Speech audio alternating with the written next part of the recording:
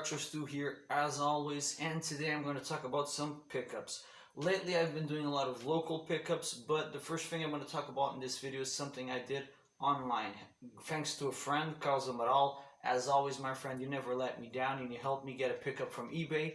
It's the first time that I directly want to get something from eBay, want to get something from foreign country, because usually some friends of mine get material from foreign countries and I end up buying from them and they always do great prices. But in this case I was after something specifically and he helped me, and it came from France and it was an excellent price, and it's a gem on the NES, and it is Chip 'n Dale 2. Chip 'n Dale 2 is an excellent game. Is it good as the first one? No, it's not as good as the first one, but it's still a good game.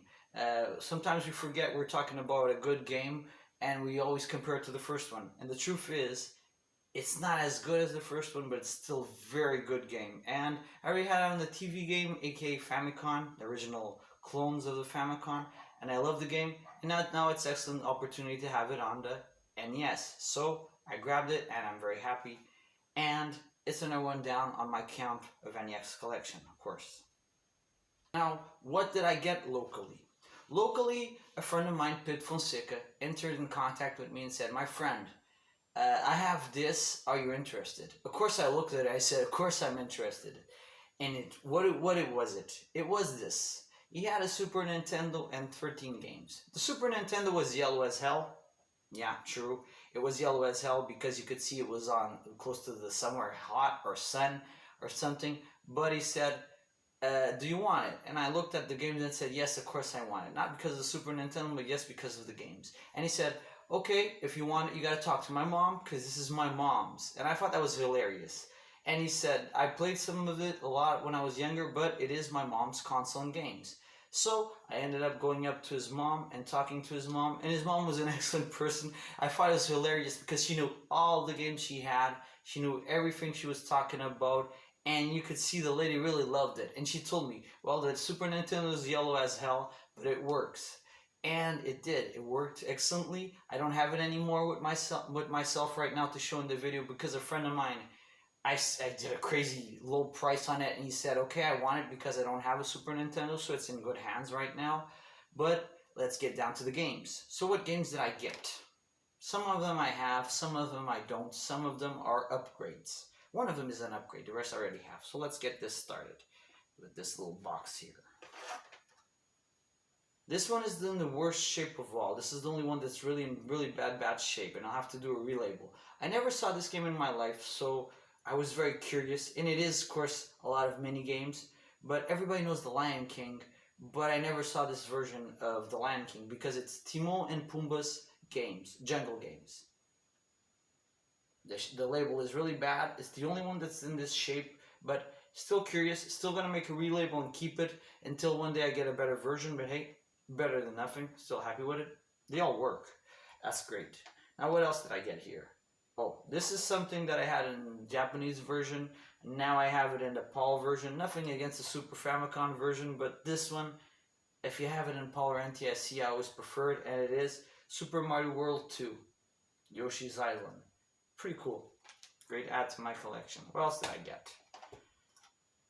Something that I already had on the Mega Drive, and nothing against the Mega Drive version, but this version, my god, looks and plays very clean and sounds amazing. And it is Super Street Fighter 2. It is better than the Mega Drive version. Sorry, say what you want, but this, even graphically, the details here, bam. And it's a great game, of course. Still good as the Mega Drive version, this one's just a little bit better. What else? A game that has Yoshi in the team. It's a puzzle game. It has a little dimp on the label, but I can take care of that. It is Tetris Attack. Tetris Attack came out in 1996, very close to the end of the life of the Super Nintendo, and that is amazing. I noticed that when I was playing, it says 1996 and all that, and I was curious. A game that I already heard about in the NES version. I know the PAL NES version is very rare.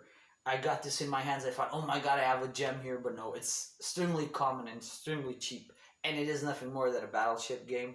It has a little dim of color on the label, but hey, whenever one shows up, I will keep it, and it is Battleship. Still fun. Basic Battleship, fun of course. What else can you say about Battleship? Good. What else? Now here's a game that's exactly like Dr. Robotnik's Mean Machine, but it is Kirby's Ghost Trap. Even the sprite of the pieces is exactly the same as the Mega Drive version of Dr. Robotnik's Mean Machine. It's still a good game, it's still a good puzzle game, but it's exactly the same game. But they did it on the Super Nintendo with Kirby. Hey, choices, market, just to say it's Kirby, so it'll help to sell the game probably. Now the Lion King in German version, no problem. All the options in that are in English, so just the labels in German, no big deal there. Still a good game. Another game that I didn't have. I had this on one of those old school multi-carts on the Super Nintendo. I only have 2 multi-carts on the Super Nintendo. I only collect those ones from the 90s and the 80s. The new ones from AliExpress and that. Nothing against them, just don't want them in my collection. This is a great game, and in Portugal on the arcades this was a sensation back in the 90s. But when I mean a sensation, I mean a big, heavy, coin spending sensation, and it is Puzzle Bubble Busted Move. Great game, great fun, great addiction you can get right there. What else? R-Type, Super R-Type. I already have Super R-Type. Better than this one. This one is going for someone that wants it. Still a great game. What else? Asterix, great platformer. Only came out in Europe if I'm not mistaken. Great game, already have it. Missing Asterix and Obelix. Didn't show up yet. Oh, basic of basic, classic of classics. Super Mario World, great game. If you don't have it in your Super Nintendo collection, dude, come on, seriously. What else? Pack Attack, great game, great puzzle game, already have it. I have it complete in the box. Found it at a flea market some years ago for €1, complete in the box. That was amazing. This is a great game, great puzzle game. And another great classic that I think a friend of mine that usually shows up in my videos wants is João Figueiredo. Because the other day we were at a flea market and he saw one, but the guy asked too much for the shape that it was in, and I'm going to sell this to him extra cheap, and it is F-Zero. So this is the total of those 13 games. Once again, Carlos Amaral, thank you for the NES game when it comes to help getting the deal done, and Pedro Fonseca, thank you for helping me get these games that were from your mom and they were somewhere well conserved and saved, but we're not doing anything, and now came to a home where they'll be played and loved and added to my collection. So my friends, thank you very much. I have nothing else to say, so my foreign friends, be well. But the truth is I have to do an announcement in Portuguese because there's going to be an amazing event here in my local town of Lourinhã. So my foreign friends, be well, and let's get down to Portuguese talking. Então, my friends, vamos lá fazer este pequeno anúncio em português depois de um vídeo de inglês. Até a rima. O que é que eu venho falar? Venho falar de um evento que vai acontecer localmente aqui na Lourinhã. Vai acontecer na Casa da Amal. No próximo vídeo eu vou deixar coordenadas, mapa e tudo para vocês orientarem-se e virem cá ter. E o evento é o seguinte. O evento vai ser realizado por mim e pelo João Figueiredo. A ideia foi do João Figueiredo. É uma coisa que nós já tínhamos falado do ano passado, talvez em fazer, mas finalmente este ano decidimos a fazer. E o que é que o evento se baseia? O evento baseia-se no seguinte: Retro and Collectibles Garage Party. Ou seja, vai ser um evento de vendas, vai ser uma feira só de coisas que nós gostamos, BDs, brinquedos, jogos, whatever. Vai lá estar, my friend, se é das nossas áreas, vai estar presente. E o que é que vai acontecer? Vai se realizar dia 3 de agosto na Amal, aqui na Lourinhã, e como vocês já viram o nome e como eu já expliquei, já sabem do que é que se trata. Por isso, no próximo vídeo eu vou trazer um mapazinho, possivelmente falar um pouco mais sobre este evento.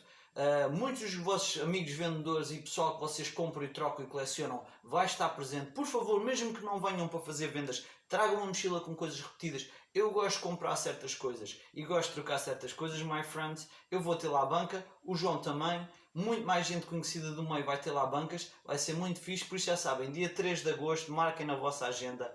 Venham ao Lourinhã, Casa da Amal, ao Retro and Collectibles Garage Party. My friends, fica à vossa espera. Mais nada a dizer. Fiquem bem.